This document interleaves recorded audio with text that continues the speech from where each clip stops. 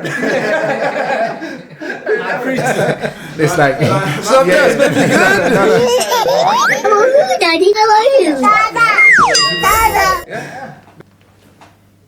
Hello everyone, and welcome back to another episode of DAD, Daddies and Diapers. And with me today, I have the usual suspects.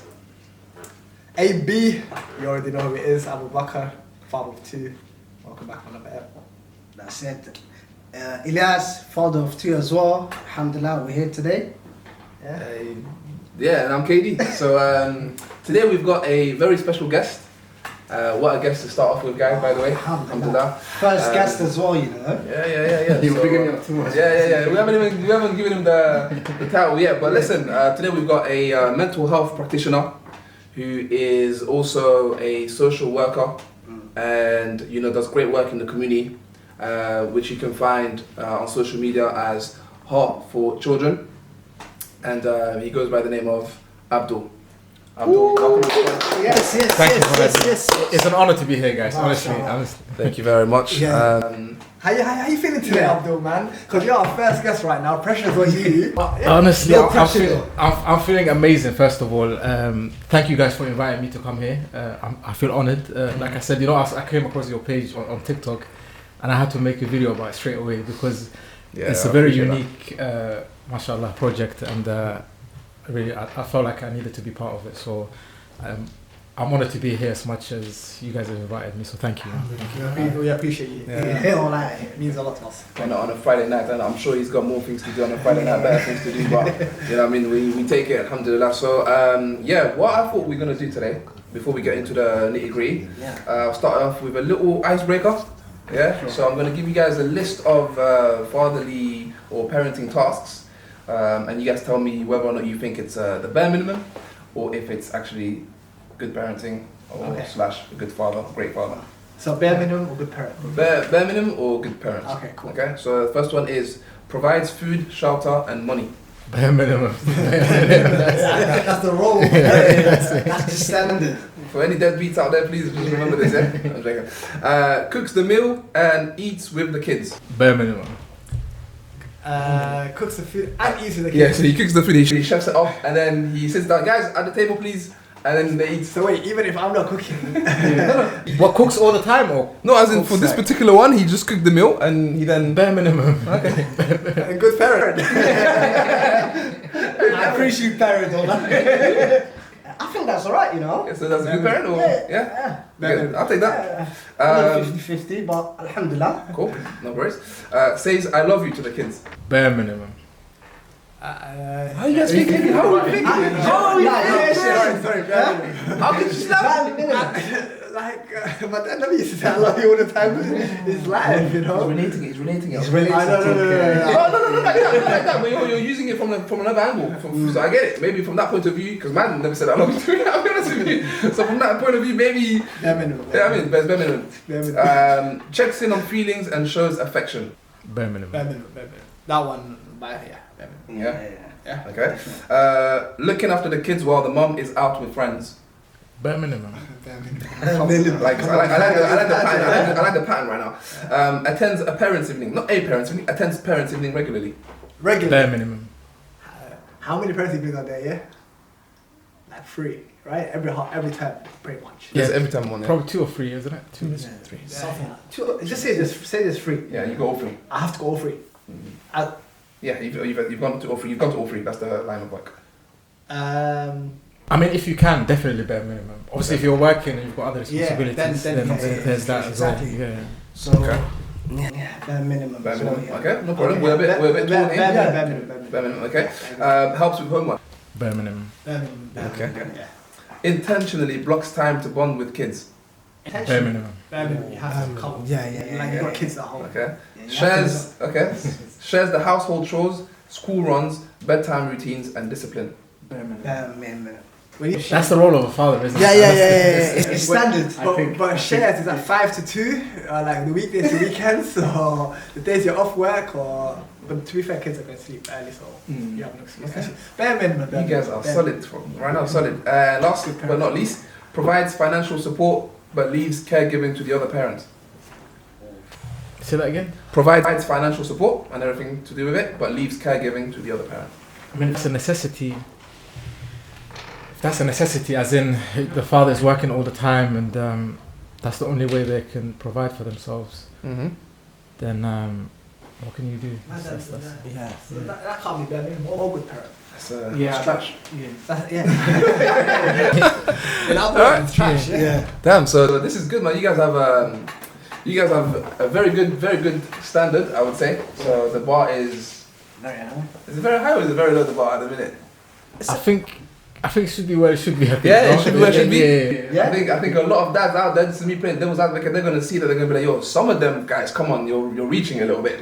Some of them, it takes a lot for me to do that, but we'll take it. So that's the icebreaker done, guys. So Abdul, tell us a bit about you, man. A bit about me. Yeah. How far back? Oh, you take it wherever you want. Like. Bro, who are you? What made you what you are today? Today. I'm joking. Not that far back, but yeah. Sure. Okay, let's go back to school. So obviously some people that know me may actually be shocked to hear this, that I left school without a single GCSE. In fact, I was suspended from school several times before being permanently kicked out. Okay. Just before my GCSEs.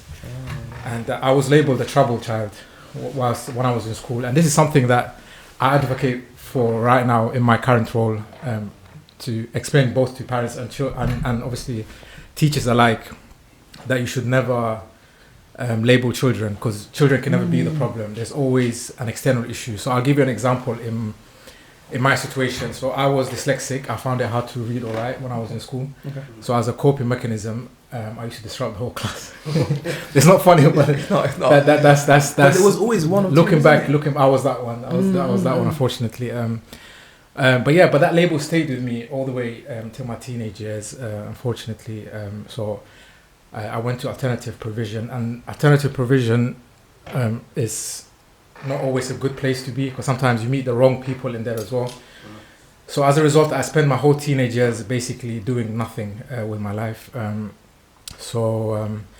Towards like my late teens, early 20s, I saw a lot of my friends or people that I know get sanctioned, end up in mental health institutions, ended up in prison, and obviously that affected me a lot. And I always said to myself, if I'm ever going to work 9 to 5, it's going to have to be something productive, something rewarding. That I'm going to have to.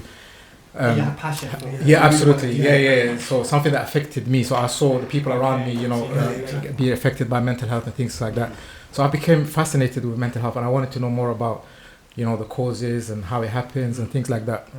Because growing up as well, a lot of the people around me didn't know that, drugs can cause mental health, and so as a result, I went to college to basically, I did something called access course to nursing. Yeah, okay.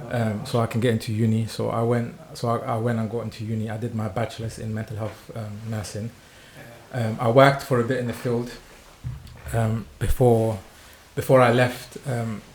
And the reason why I left is something that I talk about often wherever I go. It might be quite controversial to some people, but when I first came into mental health, I came with a lot of passion. I wanted to help people. But soon after joining, I started to realize that mental health was heavy on the medical model. So in terms of, like, for example, you will see patients coming into the wards, they will get medicated, they will leave the ward, they will relapse, they will come back, and it's like a vicious cycle. Damn. And a lot of these patients, unfortunately, have been in the system from when they were children. So seeing that, I started thinking to myself that I don't think I'm making a difference here. I feel like I'm stuck in the ward. I don't know what's going on in these people's lives outside the ward, and I don't know much about them except what I read on them. And I don't feel like I'm helping, because to give you an example of like some of the medications that we're being given was like, so for example, a patient's having issues sleeping, nurses will be like, let's ask the doctors to prescribe Zopiclone, which in essence is like a sleeping drug. So the patients will sleep using that medication, and then patients feeling restless, or let's give them lorazepam, which is like muscle relaxant. So you're not asking like too much into why is the patient not sleeping, why is the patient restless, what's causing this. I feel like that holistic side of care wasn't there. And then I started looking into other fields where I could potentially make a difference, and I came across social work. Now, obviously, a lot of Before people. you get into social work, Sure. how long were you in mental health? So for about nearly a year and a bit, so almost 2 years basically. Wow. So was it like a routine? Were you doing the same thing every day? No, so I've worked in different places. So I've worked in CAMS, which is like children's mental health. Okay. I've worked in acute wards. I worked in adult. This is I've in touched, hospital wards. hospital wards, forensic, which is like people who've committed crime and then ended up in mental health. Wow. So I've been around the field before I came to that conclusion that I needed to look for something else. Okay. Wow. And then I started looking into social work. I met a social worker at the time who was telling me more about, what social workers do and stuff. And a lot of people listening to this might actually think that social work is actually Not social work. it's one of the most stigmatized role. Bro, like from young, I can't lie to you. Traumatized. My mom always told me, yo, stay away from social work. And then now to see you as a fellow Somali brother, an East African brother, in that field of social work, like, it's kind of crazy. like, it's I know. eye-opening. It's amazing to see. I know, no, absolutely. And this is one thing that we got to look at because the way I look at it is people will be making decisions on behalf of yourselves and your children, regardless of whether we're in there or not. So if we're not in the field, then decisions are being made without us. So someone who knows. Right absolutely. So someone who obviously knows the culture. For example, if any of my colleagues have like a Somali family and they were struggling with elements of the culture or they misunderstood something, they could talk to me about it. They could ask me, and I could tell them, this is not what you think. Sometimes they might look at it from a different lens. My kids. I mean, how can you tell me it's not in a mad way? But How am I then going to reason with you? No, you got a point there. But by the way, can I just say that that's not all social workers do. And actually, the biggest myth is that social workers take children. Social workers have no power to take children. Social workers do not take children. That's not how the system works. Okay. So obviously social workers gather evidence. We do assessments and things of that nature. But obviously ultimately the decision to take a child away from the home lies within the courts. So the judges make that decision. And they make that decision based on hard evidence that this child is in imminent danger of harm. So, like you would hear stories often. And look, I'm not here to say that the system is perfect. Ironclad. Just like any system, there are obviously flaws. And obviously I'm aware of the background in social work, especially, that there's been oppressive, practice in the past and things of that nature. But this is where the issue is. It's like, if we don't educate ourselves on the system, and we don't have a foot in the door, decisions will be made regardless that will be affecting your life. With or without you being there.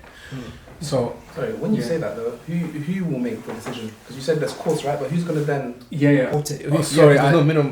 What I mean as decisions will be made is so for example, a family would have a social worker who do not understand their cultural background. So let's give an example: a social worker who grew up in Brighton, that would not know a culture of a Somali family who were brought up, whose mothers and fathers grew up back home, back home. It's different, So they might look at it from a different lens. So for example, if they were to do an assessment, and I'm not saying they get it wrong, because obviously, as a social worker, you have to be culturally competent, and you have to know the people's culture that you're working with. And if you don't know, then you're advised to educate yourself. But for me, if I'm working with an African family in general, I tend to sort of understand some cultural aspects that someone of a different culture might struggle to understand. It makes your job. Would you say it makes your job easier when you can connect with people because of that culture, the similarity in culture?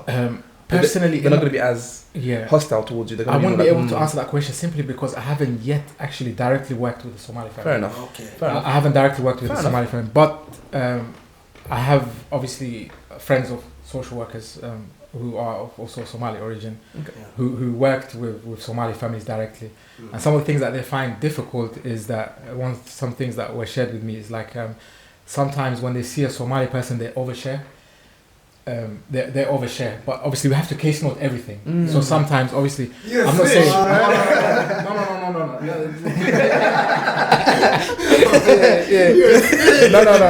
no. Obviously, no. What I mean by that is, like, for example, they may share, like, for example, something that is not even in relation to their case, for example. We're Somalis. Yeah, absolutely. And you know, there's an element of you're gonna look after me anyway. That's what I heard from the colleagues who are Somali. I've dealt with Somali families, but there's an element of that. But the advantage that we have is obviously if you come across, you know, Somali families or like black ethnic and minorities, that we can all relate. Obviously, we all. There's a ways that we can relate, like how we all grew up in this country and stuff like that, you know. But so that's basically my story. I hope I haven't. That's perfect. That's wow. Thank you for sharing. Thank you. We appreciate it. Like, it was very powerful. Like you said, wow. I'm gonna go home today and tell my mom the social workers. Put some respect on the name. Yeah. No. I don't think I explained enough in terms of what social workers do. No, you haven't. So we're gonna get into that. We're gonna get into that. We're gonna get into that. Sure. You know, before we move on to social work, carry on. You said when you were younger, you realized you were dyslexic. You found that later on. You know, I've never really understood. Like, I know, of course, what dyslexia is. I understand, but how did you realize you're dyslexic, or did someone tell you? How does it work? So how I realized is I found out actually when I applied for college, when I went back into college in my early 20s to study access to nursing. So they've seen how I was in reading and writing, but this is something that school never picked up on. Your whole first 16 years. That's wild. They never picked up. You went into college. They never picked up on this. In fact, I was labelled a troublesome child, and that was that, you know. Listen, troublemaker. Tell me that school right now. Google reviews. We always had those students that were in class. I can't lie. But they were always monitored though. They were labelled, not labelled, but they were like assisted further through educational like reasons. Okay. So they would always be. I forgot. There's like a specific room they go to and they get extra support while the classes are happening. So I don't know how they've missed it. I mean, obviously in the same school there were students who had the advantage of getting picked up. Completely different. Yeah. How did that affect you mentally, though? Obviously it affected me mentally because I struggled in school, and as a result of having dyslexia is the reason why I was disrupting classes, but the teachers never picked up on it. So because of that, you know, I missed out on school and you know, I missed out on my whole teenage years basically doing nothing, hanging around like most teenagers do now, unfortunately. But man, I was gonna say, what's the wildest thing you've done in school? Because I remember some people used to throw books across the room, bro. I was like, what's wrong with him? Books will fly like Harry Potter, bro. In year 5, we used to get elastic bands. We had supply teachers. We used to love supply teachers. No comment. They would have loved no commenting on anything that I may have done. I can't even get to the stories that we done, but some of them went home crying. That was school. Honestly. We were children. We were innocents. And this is one thing that I say is that, you know, children are never the problem. And if you see a children, obviously I think acting up is even the wrong word. If you see a children acting in a certain way, there's always an issue, and to solve that issue you have to find the problem. Once you start labeling the children, obviously psychology tells us that child is going to become that problem eventually, you know. So that's you have really to be careful of labels. That's very good intel, man. It's so easy to label someone. Absolutely. One comment can just finish it. Especially for a vulnerable young child. So in terms of Abdul, I guess then in terms of your line of work right now, what would you say is your favorite aspect of being a social worker? And what would you say is your least favorite? Like, you could do without that bit there, without going into too much of the clientele details. Absolutely. So my favorite aspect of the role is obviously working directly with children. We call it doing direct work with children. So this is a role that, you know, at times you could find yourself playing with children in kindergarten, you know, just You go and play with the kids? Yeah, we visit children in school often. The children that we work with and stuff. So you could be doing that one day, and the next day you're in court. So it's like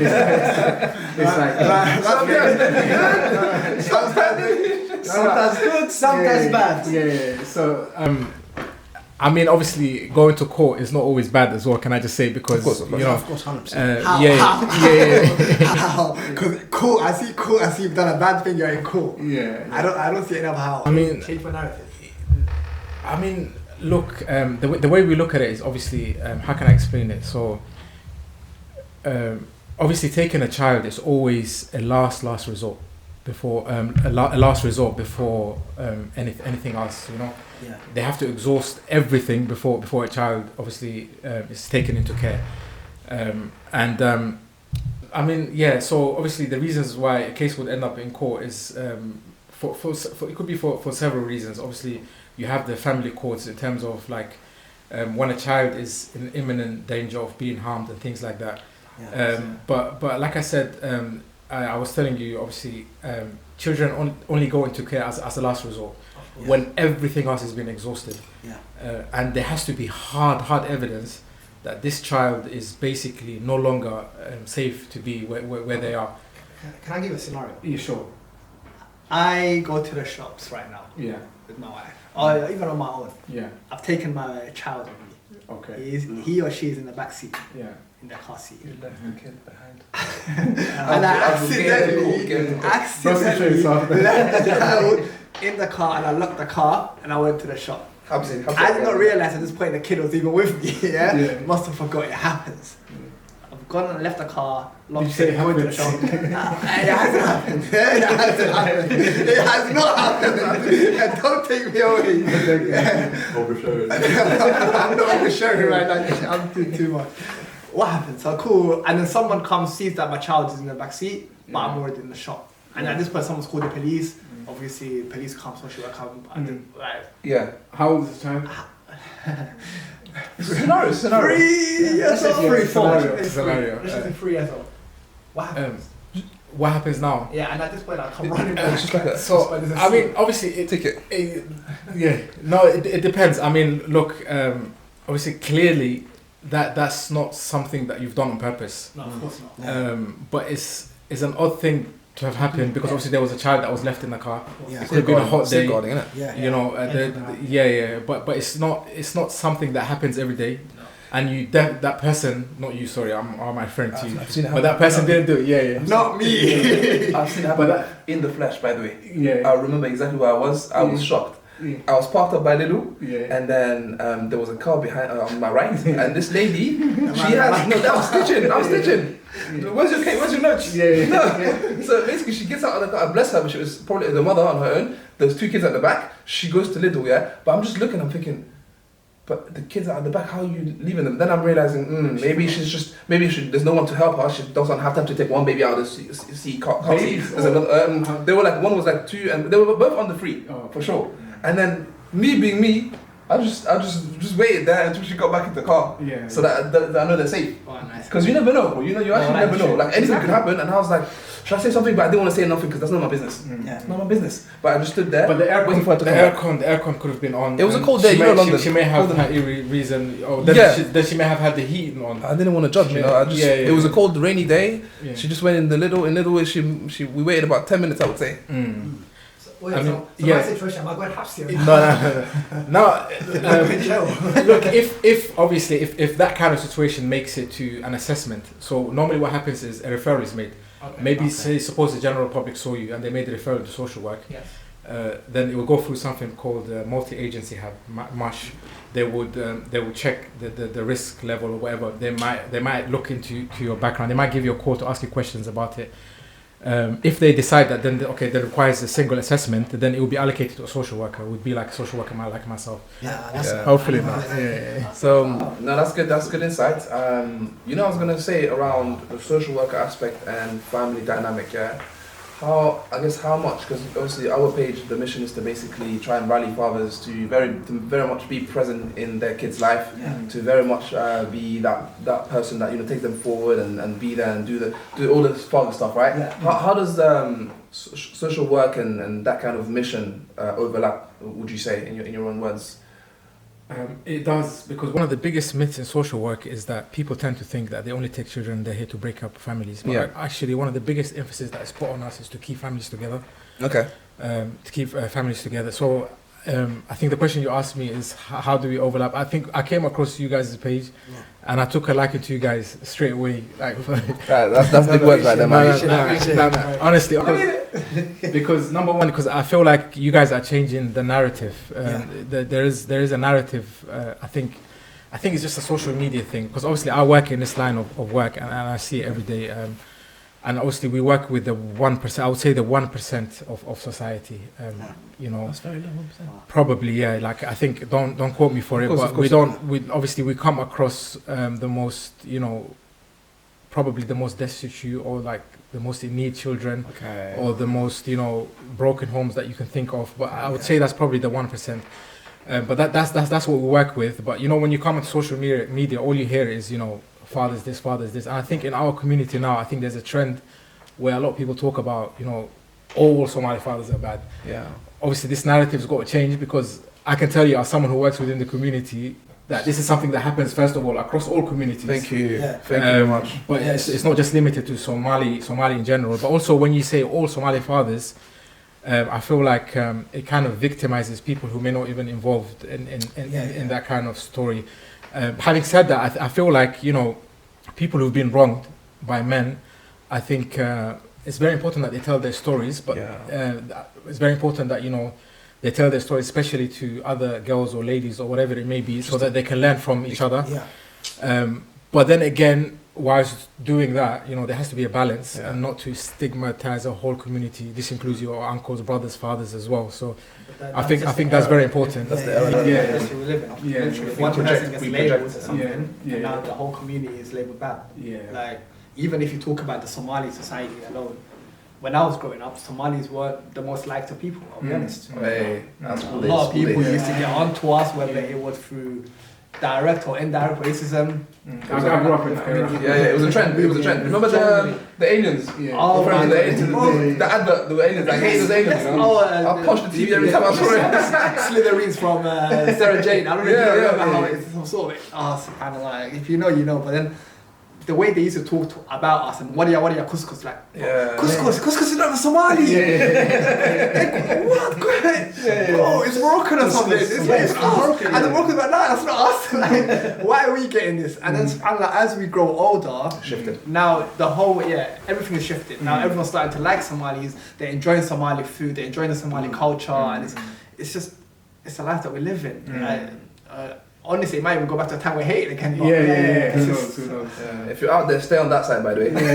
Don't be talking about Somali women and this and food and that. Don't do that, Somali women are beautiful. If you haven't got yourself a Somali woman, you're missing out.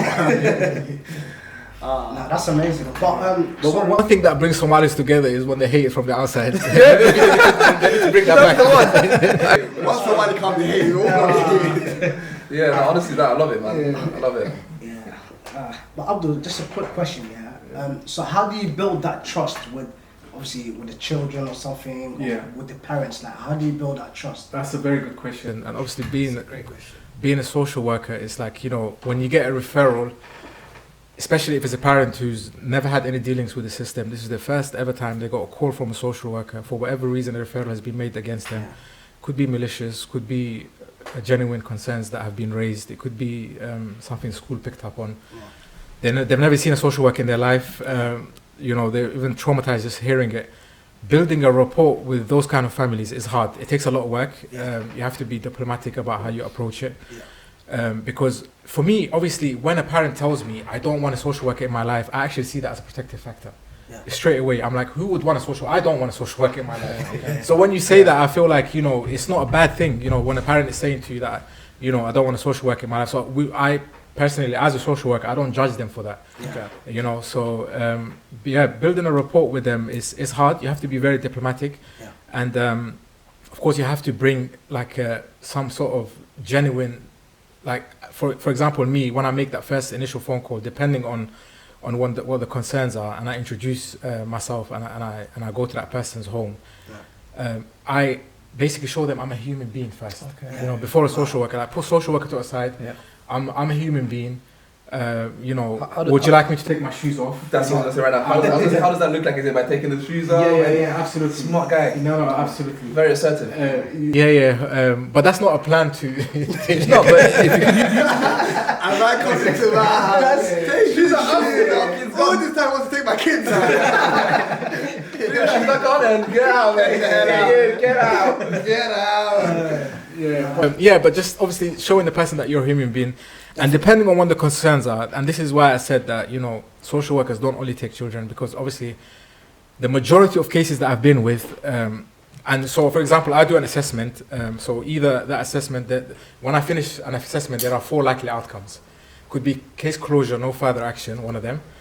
One of them could be signposting to early help. So for example, if they need like help with finance and stuff like that, they're having issue with housing. This is consent-based. Families, they can say yes or no. But then again, when we offer things like this, and families love it. You know, the second one, like financial incentive. I mean, not financial, like giving them money and stuff like that, but like signposting them to services where they can receive the support. Help. Perfect. Where they, sometimes someone's listening to them, helping. Suppose sometimes they don't speak English or whatever it may be. They can get help with form filling or whatever it is. Yeah. We signpost them to different charities or whatever that may be. The third likely outcome could be something called a Child in Need Plan. This is the one I was saying is under Section 17 of the Children's Act. It's consent-based as well. They can say yes or no. But this is where we've obviously seen that there are some concerns, but not serious enough to warrant serious intervention, if that makes sense. So this is like an offering to the parent. This is what we've seen. This is the plan that we would like, for you to follow in order to fix this. How do you feel about that? Yeah. Families can say yes or no to this. So this is the third likely. Our fourth likely outcome when I finish single assessment is a child protection plan, Section 47. This is not consent-based, so this is where social work has gone in and realized that, okay, these concerns are genuine, this child is in imminent danger. Yeah. So this is not consent-based. Families must engage, and if they don't engage, obviously there are legal repercussions. Wow. Those are the 4 likely outcomes. But also going back to my point is, taking a child is always a last resort, and it doesn't work like that. Even if you're working under a child protection plan, even like suppose even Section 47, there will be a plan that will be laid out. So they'll be like, okay, these are the concerns that we found. This is how we can work together to fix it. If parents engage and fix it, and that will be the end of that most of the time, But then again, if the concerns persist and the child is in constant danger, and the social worker is doing unannounced home visits and they're seeing things that they shouldn't be seeing, then it may escalate to something called a public outlaw. Then seeking legal advice from our part and advising the parents to seek legal advice as well, and taking it from there. I mean, for the most part, the social worker's role is to offer support, literally, like to offer support. So you'll get involved in a family. Sometimes you would ask them questions about certain things, and you'll be like, but hold on, like, you're entitled to this, you're entitled to that. Why are you not receiving this? Like, who's paying for the housing? And when we do things like that, they're like, wow, like, you made my life much easier, And that's normally how I would build a rapport, That's, by offering, the support that is out there and showing them that I'm here to support you, not to judge you. But of course, if there are concerns, then we need to fix it, for the sake of your child. Does that mean like you show empathy, like you show that you're... you can share their feelings with them? I feel like you cannot fake empathy. I feel like you cannot fake empathy, and I feel like if you are faking it, sooner or later you are going to be caught out. Whether it's like families constantly complaining about you, because one thing as social workers that we have to realize is, unfortunately, and there shouldn't be, there's power dynamic. People think we are the law. We're not the law. We are not the law. We are not the law. And sometimes you get the feeling that, when you walk into families, because of like the misinterpretation of what social workers do and social work, it's received so negatively, man. Absolutely. And this is one thing that I obviously try to do on TikTok, like educating people that, look, if X happens, you can do Y.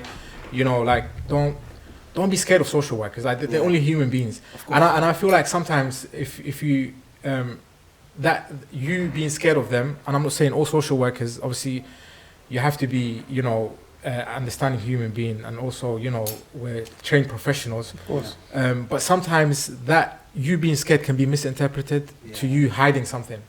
course. You know what I mean? So, and this is why, you know, that's not always the case, though. No, that's how it looks. It's probably never the case. No, and it's not how it looks to all of us. But I'm saying that sometimes, as like some professionals may misinterpret that. And that's why I encourage. And that's why I encourage everyone to obviously educate themselves, so that you don't show that you're scared, and you can deal with it. Some people just struggle talking to authority. They struggle when they see police, or if they are on a train and they have their ticket on them, they're scared. They're still scared. There's still that worry in them, regardless of whether they have a ticket or not. No, absolutely. Like, look, for me, when I walk out the shop and I don't buy nothing, I feel like I stole half the shop. I walk out like my hands out of my pocket. Like, it wasn't me. I didn't take anything.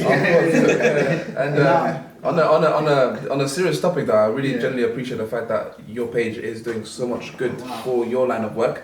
Imagine if there was loads of Abduls as social workers right now, bro. Like the success rate, you know what I mean? Obviously, showing that in positive light, making sure you're educating them, and also a lot of it is educating the people that are always scared of social workers. Absolutely. Like if they have some sort of inkling of what it is about, and we're not always there. I say we're, like I'm involved. You're not always there to just like cause havoc. 100%. It's just it's damage control. If anything, trying to preserve what we can from this family, right? From broken homes. Absolutely. I mean, obviously the impact is trying to keep families together. Absolutely. Yeah. Well, did you ever had where you went to a family house and you left and you'd be like, wow, it hit me today. There's a lot going on. Yeah, there's a lot going on, and you'd be like, wow. Yeah. I ain't coming back. Yeah. No, it's not even that. Like, what, I'm worried for that family. Like, I'm worried for children. For that family, or it actually hit you emotionally, mentally. Like, did that ever happen to you? Absolutely. I'm going to try not to speak on the specific cases, because obviously we're talking about real human beings. Of course. But yes, most definitely. Like I've walked into houses and I thought, these children should have left yesterday. Like for their lives, I'm talking about. Of course. Yeah. There's so much you can do in that situation. Yeah. Wow. Fair enough, honestly. Go on. We'll figure it out, Yeah, to be fair, you are helping people, and we see you with a different light. Thank you, I appreciate that. I did not think it was like this. I had social work, I had bad. That's what came to mind. And it's the same as fathers. Fathers not absent, fathers bad. There's it's a stigma. And obviously within social work, like I mentioned, there's assessment. There's obviously long-term child protection. There's disability team, and they do an amazing job. Like parents who have children with autism, they work with them. And there's the contextual safeguarding. They do things like children who are involved in gangs and things like that. They do an amazing work with them. So I feel like that's one of the biggest myths, like that social workers take children, because I know the process of taking a child into a care, and I'm telling you, it's best avoided because it is a process. It is not. It is a huge. It's not overnight. It's not overnight. No, absolutely not. And like I said, it's not up to the social worker whether that child is taken or not. I've seen social workers get ripped to pieces in court. So the judges don't take sides. They don't. They don't take sides. So when there are concerns. There are concerns. Sometimes I believe a judge who has children, who can understand what the person's going through, will be a bit nicer towards another judge who supposedly does not have kids or is not in the same boat as that person, and it can be like a case-by-case scenario based. And I feel like a lot of people will be judged like I'm not too sure swayed or biased. I'm not too sure about that because.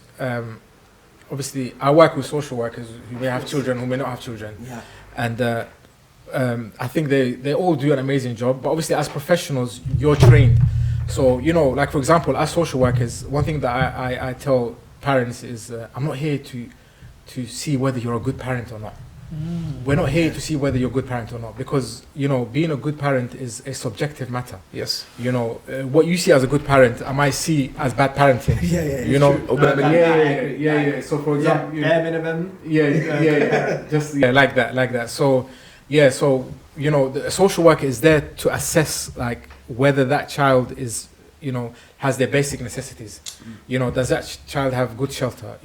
Are they eating? Are they sleeping on time? or well, I say not sleeping on time. Some children don't sleep on time, but you know, are they eating? Are they receiving their education? You know, is that child receiving what a child should be receiving in this day and age? And that's what we're looking at. And you know, good parenting. I mean, personally, there is no rule book to being a good parent. Everyone is learning on the job. I think everyone lied on this CV before they became a parent. They're learning as they go along. You got me there. That's why I'm sorry for the oldest child, because everyone's learning on the first child. Of course. I was always trying. I was an experiment in the house. Genuinely, I was an experiment with my parents. You know what? On the topic of good parenting, what do you think of physical discipline? Because look here. Back where we came from, we are all from Somali society. Like honestly, this is going to be a sensitive topic. We come from an environment or a place where you're getting confessed, you're getting hit, like to teach you discipline. Like you didn't read your Quran on time, you didn't do your homework on time, or you were misbehaving in school. Like for example, in your case, if you were misbehaving in school, just being disruptive, and the teachers came home and talked to your parents, told you, this guy is always just being annoying in class, he's doing this, he's like, I can't teach because of him. You come home, you're getting disciplined physically. But that's obviously back home in Somalia where we grew up. That right now, there's the pros and the cons to this. Because did you say it was in Somalia only? Not it. It's everywhere. Most of us grew up in European countries. I used to get the belt, the PS5 cables. The social cable. I'm grown out of it now. You can't deny it to me. I'm grown out now. I'm I got a degree, I got a master's, I turned out well. You know what I mean? I think one thing you're forgetting is I'm Somali as well. He's doing the beat now. Section 70 out tomorrow. No, but that's a good question that you asked me. I think, of course, first of all, you know, the law in this country, I think in Scotland, don't quote me for it, I don't want to get it wrong. I'm searching right now. I think it's banned, physical chastisement. You can look it up. I think, let's double check that one. But in England and Wales, I think, with regards to physical chastisement, I think they say I think it becomes an issue or a criminal matter if it causes bruising or, you know, some sort of lacerations or any kind of markings on the child's body. That's out there. That one is dangerous. But the thing is, it's a grey area. Yeah, because you can go because the kid can fall onto a furniture or something, go to school next day, have a massive bruise here. Oh, that's it. What happens then? Because I've heard this stuff from that sometimes. But the thing is, the way I look at it, for example, when it comes to ethnic minorities, and I have had physical chastisement cases that have been referred from the school, and I've assessed it, and I always take the education route. Tell them, like, you know, we all live here. This is what the law says, and this is what you're doing. I've had parents who say, you know, there's parents that, you know, once they understand the law and they're educated on it, and we send them to courses, that's that. You know, it's done. It's the end of story. You know, now they know what's acceptable and what is not, and they don't go above that and beyond that. Yeah. So, but then again, like, there's some parents who, I should say, you know, can be very slightly stubborn. They would argue with you, you know, I have parental rights, and this is my children. I can do what I want to. And it's in a negative way. Using parental rights in itself is controversial because there's no such thing as parental rights in this country. Why? They're my kids. There isn't. They're my kids. They're my kids. There is parental responsibility. So you're responsible for that child. You're responsible for the education. You're responsible for, you know, taking care of them. Disciplining them in a healthy way. That's the most important. Healthy. This is controversial. Healthy. My healthy way is teaching them. Get the slider, smashing the slider. No, smashing. But you know, I don't know. Like, what do you guys think about parents' physical? Because I feel like when it gets to the point of physical exercise, I feel like the parent has lost control. Because the way I look at it is, why did it get to there? Like, what? To that stage. It's easier to quickly. But then again, is it more for the parent to feel relief or for the child to be disciplined? Because when a child, for example, some of these parents, when they hit the child, they don't explain to them what the child has done wrong. So the child still doesn't know what they've done wrong, and they go beaten for it. But let's be honest, you know, it's a meeting is a last resort. Yeah. But first comes talking to them, honestly. Yeah. No, let's be real. Like, back in the days, if we have quite, I feel like if it's reached the point of where beating, Yeah. I feel like you've lost control a little bit because I feel like No, Wait. I don't agree. Do you know what it is? Yeah, I've got quite a few siblings, predominantly boys. Yeah, only one girl, sister, and we used to have a lot of fist fights because we're boys, right? We just fight over everything. Cool. We know it's wrong. We should never lay hands on each other. We knew that, right? My parents didn't need to tell us that, but we would still fight. And then as a result, we know that whoever wins or loses, regardless, you're all losing. All of you are losing. Because in the room is whish, wash, boom, bang, bing, bang. And then we know not to fight or fight less even. You know what I mean? Like in hockey, when they just have an issue in hockey, what time they beat each other up in hockey and then they stop and they keep going in the games. So I don't know. I feel like personally, for me, it taught me the hard way. Listen, you do wrong, you get punished. And then I'll just make sure to do less wrong. But then again, listen, I don't agree with it personally. I don't think I'll be doing that. I've learned from it. I think gentle parenting has its ups and downs, but I do think, listen, reasoning with them, giving them a rationale why you shouldn't do this, why you should do that, goes a long way. And if they do wrong, find your own way of disciplining, but not hitting them. And also, like, teaching the children, like, you can teach them the consequences of their action without resorting to beating. Like, for example, suppose, like, let's take this example. A child on a cold day refuses to wear a jacket. Let him or her walk a little bit. Without but take the jacket with you. To keep the jacket with you. I'm taking notes right now, by the way. What is that child going to learn now? Taking notes right now. What's that child going to learn? On a cold day, you know. Instead of arguing with them and fighting with them and fighting them and then making them cry and do you know what I mean? That's actually Take the jacket. I think with parenting, you got to be strategic. You got to be strategic. You know. Okay, cool. That scenario. I love my scenarios. Homework. Some parents can get frustrated. You're helping your daughter or your son out. They're 3-4 years old, 4 or 5 actually, when they're coming to school. 1 + 1 = 2.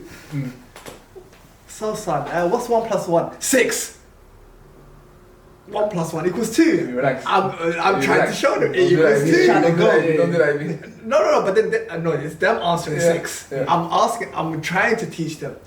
That I've done everything I possibly can. Obviously, some kids can be hard-headed. Some people can be hard. It can be hard for them to learn as well. So it's different for everyone. I'm glad you mentioned that one. And at that young age, you never really know if kids obviously fully. If there's any neurodevelopment delays. That's correct. So, and some parents can actually lose patience. But obviously, I'm not saying resort to violence or resort to beating them or anything, but it can get to this point where if you discipline them, you hit them that one time on their hand or something with a little stick or whatever, or belt. Like they used to do And now next time, 1 + 1 = 2. Now they're gonna answer. Do you know what? It's and it sticks to their head. Why? Because they don't want to get hit or they don't want to go through that. I'm going to have to disagree with that. But I'm glad you mentioned the point where maybe that child is not able to. You know, maybe that child has like a developmental issues or delays and stuff like that. Yeah, absolutely. But also, you got to look at it from the point of view, like you hit that child now, but I feel like that's more for the parent because, you know, have you taken your time to teach that child? Like, you know, you're asking him 1 + 1 = 2, but how hard have you tried? How hard? I've got 2 apples. One, and it's together. 2 apples. Apple pay. It's very important. No, but I feel like as parents, obviously, you need to take accountability as well for like, you know, try to teach your children, you know, and I feel like you can discipline without resorting to physical chastisement. That's my personal opinion. I agree. Thank you. I definitely agree on that. I mean. I feel like at this point they he just wants to get his legs back. He's supposed to get his legs back. He just wants to get his legs back. No, I want to smoke them. I've been feeling like that as well. Bro. I used to close the door. Oh man, raging. Do you know what I mean? And you're throwing everything over. They come back through. Bishop, like you're quiet again. You know, and I was like, I'm causing a tantrum in my room while they come in. I think honestly, well, it's just so kind of nice to see everyone's perception of what is good parenting, what is good discipline. I don't think there's a manual like you mentioned earlier. There's not a right thing to do and then a wrong thing to be doing as well. Alright guys, you've been asking me a lot of questions, so it's my turn. We're going to do a bit of a quiz now. The closest number wins. The closest. Wow. So the first question is roughly how many children in the UK live in a single parent households? Roughly how many? How many children? Yeah. Thousands. Children, yeah. That's In the UK. wait, that could even be millions. Thousands, did you say? No. Millions. In a single parent household. Or single parent house. Household, yeah. How many children, like on average? 100. Currently, right now, how many kids Yeah. are in a single parent's household? yeah. I'm good. First of all, how many people are in the? Oh, there's how many people are in the 69. UK? And this is just the UK, yeah? Yeah. Okay, I'm saying was 235,000. 70,000. 70,000. 70,000. 230,000. 230,000. That's wild. That's wild. But that's wild, you know. I'm gonna say 80,000. 80. 80,000. All well off. Million. He was probably closer in terms of 3 million. 3 million. So I'm the question. I should have said. Yeah. I mean, you said 200 something Yeah. thousand, but it's still well off. But Yeah. yeah. Go on, 1-0 KD, no problem. That's it, take it. We were way off, guys. That's crazy. Yeah, 3 million. Do better, guys. No one should get a point for that. Parents, come on, let's do better, man. 3 million. So no. Oh. Second question: what percentage of UK children in care have little or no contact with their fathers? Percentage. Percentage? Yeah. I probably will say 30. No, 30%. 60% for me. 60%. 60%, yeah. What, no contact, yeah? No contact, or no contact whatsoever. No contact. Yeah, that's Okay, 45. maybe longer. 45. No, I'll say 60. Oh, Have little or no contact. Sorry, little. Or no 60. Oh, little or no contact? Yeah. I'm gonna go up then. Little contact. It was 75. you know what? It's 60%. 60. 75. Oh, you went, you should have stuck to your guts, bro. I feel like it's low. I'm on to him. This last episode, he done that to me as well. Guys, remember the last episode? He done that to me as well. He just guesses when I do something. Yeah, but you guys. What did you say? What did you say? 75. 70. Okay. 55. I should have stuck to my first one. You said 60. I said 60. Yeah, so you- I said you 40. won. I said 45. I said I'll take that. 1-1. Cool. I need to step up my game. Yeah, you need to stop copying. You need to stop copying. That's what you need to do. Yeah, he's answering first. Let's go. Right, 2 more questions. Children with involved dads are less likely to get in trouble with the police by how much? Percentage or? Percentage, yeah. So, can you repeat the question, please? Children with involved dads are less likely to get in trouble with the police by how much? Okay. I got my answer. I say, yeah. 80%. I was gonna 60. Yeah, I was gonna go high as well. I would say 70%. 70%. Bang in the middle, yeah. We got here 25-30%. So, what? Am I taking that? Nah, We're way up. So you're closest to us. I'm the closest, so I'm taking that point though. nah, I don't Oh, believe we're, this. we're off the ball, I don't guys. believe that. Alright, 1-1-1. That's it. According to statistics, what percentage of single parent households are headed by fathers? So single fathers, I guess. Bro, that's very low. I'm gonna say 15. 35%. 35, I say 40. 40%. 10. Thank you very much. Thank you. So you won. It's me. Perfect. Thank you. But I think we'll conclude here, guys. Abdul, I'm not gonna lie to you from DAD's perspective. Me personally, I'm very grateful for this session. I didn't know anything about social work, just the surface level things.